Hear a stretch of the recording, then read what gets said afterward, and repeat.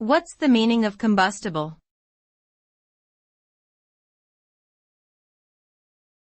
Combustible.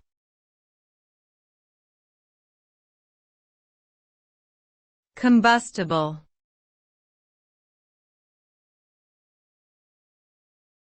Combustible.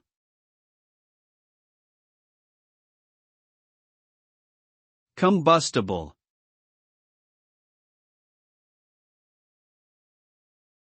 The term combustible refers to materials that are capable of catching fire and burning. When a combustible material comes into contact with a source of ignition, such as heat or a spark, it can rapidly release energy in the form of heat, light, and flames.